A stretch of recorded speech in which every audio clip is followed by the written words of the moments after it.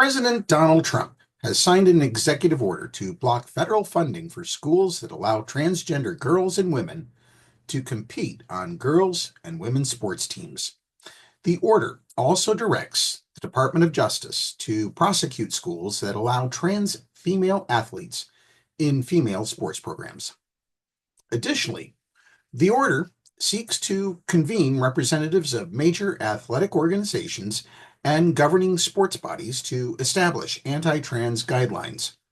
It also threatens to prevent cisgender U.S. athletes from competing in international sports competitions that allow international trans athletes to compete alongside cis athletes.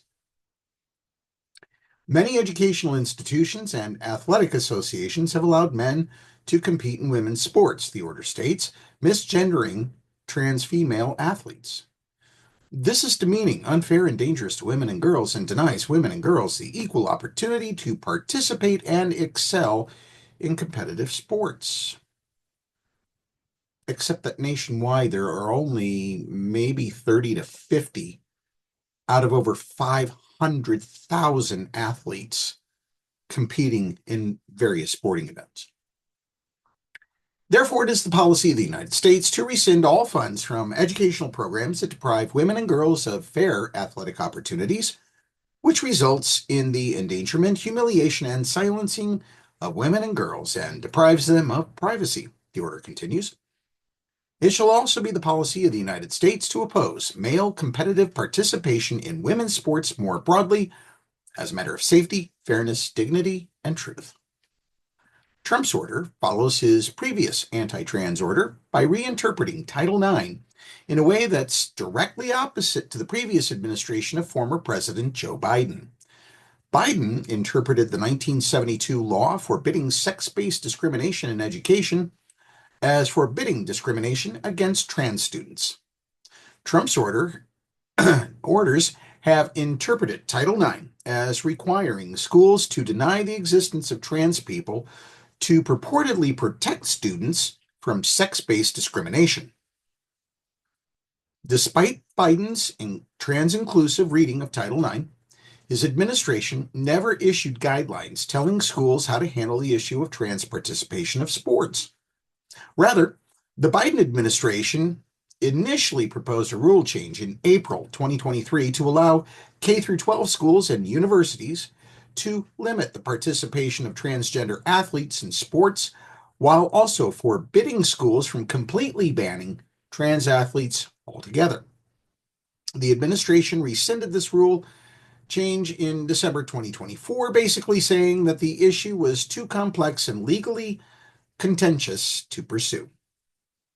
Nevertheless, Trump's order now tasks the Secretary of Education, while there still is a Department of Education, and Attorney General with taking actions, including penalties and lawsuits, against any schools that deny female students an equal opportunity to participate in sports and athletic events by requiring them in the women's category to compete with or against or to appear unclothed before males.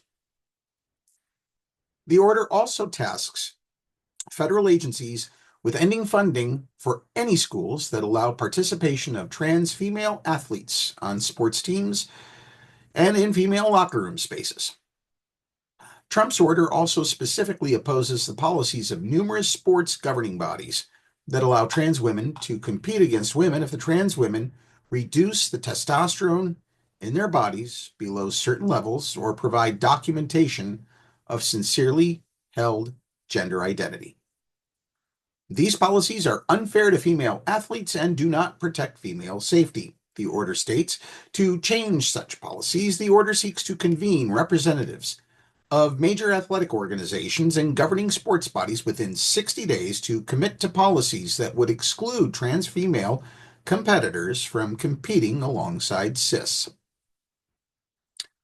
Within that same time span, the order seeks to convene state attorneys general to identify best practices in defining and enforcing equal opportunities for women to participate in sports and educate them about stories of women and girls who have been harmed by male participation in women's sports. The order tasks the Secretary of State and U.S. representatives to the United Nations to end all participation in all trans-inclusive sports programs and encourage foreign countries to develop anti-trans sports policies. It also seeks the Secretary of State to pressure the International Olympic Committee into banning trans athletes from future Olympic Games.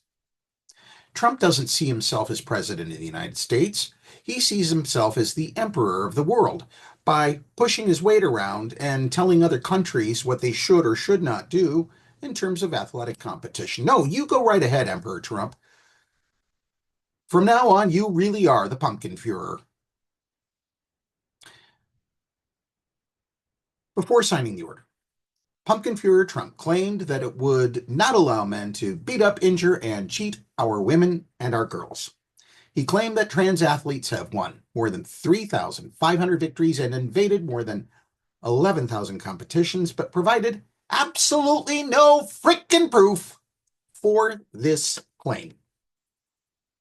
He also falsely said that a male boxer stole the women's gold medal at the Paris Olympics after brutalizing his female opponent so viciously that she had to forfeit. A reference to cis female Algerian boxer Imani Khalif, who was falsely accused of her being trans during the international games. Trump then thanked the anti-LGBTQ plus extremist parents' rights group Moms for Liberty for their support of his order. For full disclosure, the Pennsylvania Equality Project does not support this order at all. During a press briefing earlier in the day, White House Press Secretary Carolyn Leavitt said that Trump's order is federal law. It isn't. Leavitt also said the order would begin a very public pressure campaign on the National Collegiate Athletics Association, or NCAA, and the U.S. Olympics Committee to ban trans athletes, but neither is required to follow executive orders because neither receives federal funding. Trans athletes have argued that anti-trans politicians who talk about protecting women's sports never fight to get increased funding or discourage the sexist discrimination and sexual abuse that keep many female athletes from competing in the first place.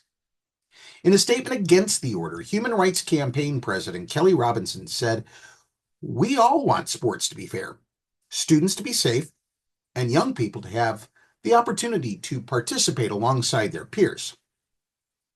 But an attempted blanket ban deprives kids of those things. This order could expose young people to harassment and discrimination, emboldening people to question the gender of kids who don't fit a narrow view of how they're supposed to dress or look." Trump's order comes at a time when the Trump administration continues to distract and divide the country, handing the keys to the federal government to unelected billionaires and refusing to address urgent issues that the country is facing, Robinson continued. Participating in sports is about learning the values of teamwork, dedication, and perseverance. And for so many students, sports are about finding somewhere to belong. We should want that for all kids, not partisan policies that make life harder for them. In a separate statement, the LGBTQ plus watchdog organization GLAAD wrote, "This administration's latest inaccurate and incoherent piece of paper smears an entire group of Americans but does not change the law or the facts. All women and girls, including transgender women and girls, should be welcome to play sports if they want, make decisions about their own bodies, be hired for jobs they are qualified for, and be free from lawless attacks by elected officials."